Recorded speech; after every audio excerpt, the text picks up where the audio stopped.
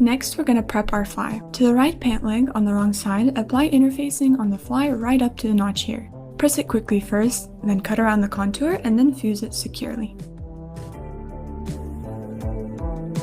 On the left pant leg, measure up 1.5 to 2 centimeters of the underlapping facing and cut it off just like so.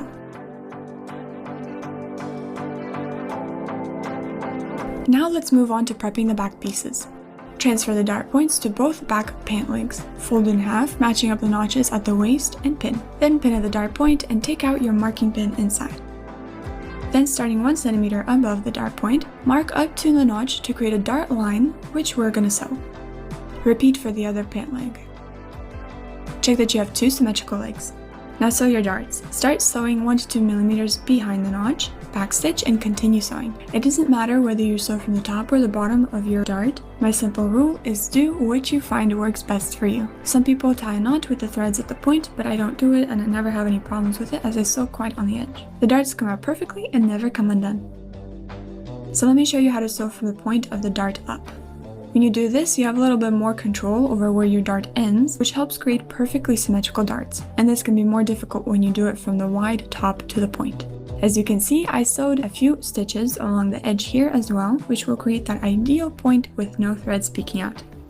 First, press the darts flat and then open the darts up, and as it should always be, press your darts towards the center of your project. Here, it'll be towards the center back. Press from the right side as well.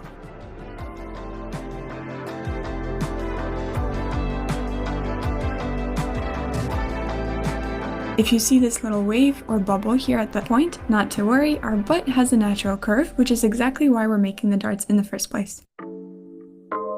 The next step is to serge all the edges of our details, both front and back, all except the waistline. You want to make sure that you aren't cutting off the notches so that they will still be visible. Keep checking on your stitches so that they don't stretch or pull on the fabric in any way.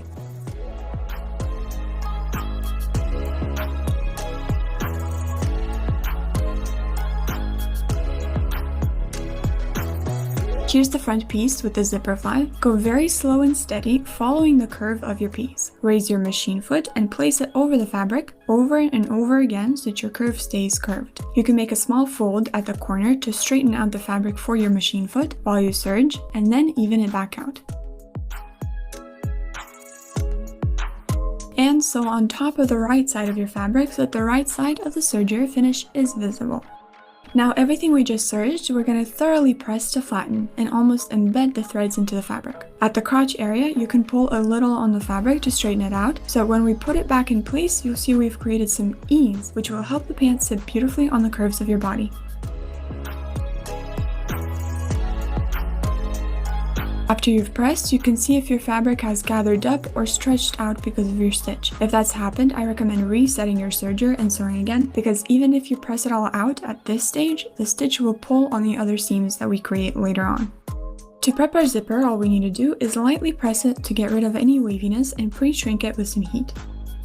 Place the 2 front pieces, right sides together, matching up at the front crotch seam and the notches at the waist. One of our pieces is slightly smaller than the other one.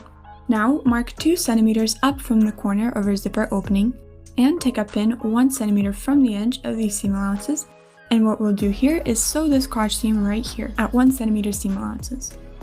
Here's what the sewed front crotch seam looks like. And now let's quickly press it smooth, making sure that everything is lining up evenly and flat. Open up that same pant leg with the interfaced fly facing, open it to the right side and smooth it out to where you can feel the crotch seam. And using a pressing cloth, we're now going to press this crease. Taking out your pin here, flip up the zipper opening and place the zipper tape down, right sides together to the pant leg, lining up the bottom edges and pin. Now sew this section here, either right on the edge or stepping away from it a bit. Open the zipper up when you need to finish.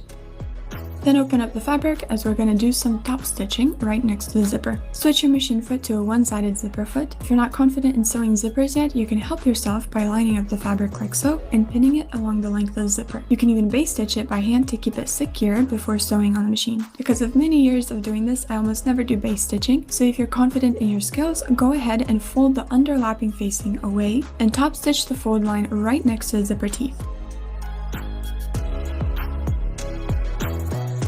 And here's what we have. After we top stitch this here, cover the zipper with the overlapping detail, evening it out along the folded edge and pin. Here, match it to the notch at the waistline. Then we'll sew the other side of the zipper to the facing. I'll start sewing a little bit down below from the top edge, and then I'll go back and open up the zipper to finish that section. Flip it around, unpin the top section, pull open the zipper, and finish off. Take our fly top stitch template and marking right from where our seam starts, place it right along the fold about 3 mm below that point. Mark the outline of the template, and this is what we're going to top stitch on the right pant leg. You can base stitch before sewing on the machine for some added accuracy. Make a 3-stitch back stitch, and then carefully and slowly rounding out to the line, we'll sew. What I like to do is secure my marked line with some pins to keep the fabric in the needed place. So keep moving the fabric around slowly, keeping the pockets away, and evenly sew.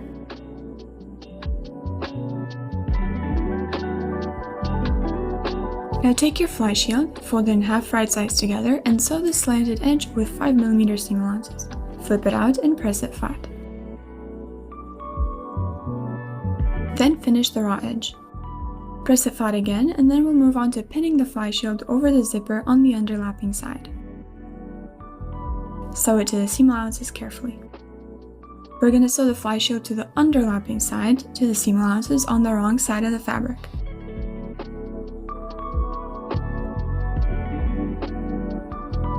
Now we need to sew this down here so it won't open up. So take the bottom edge, flip it over, and sew the lower corner down like so.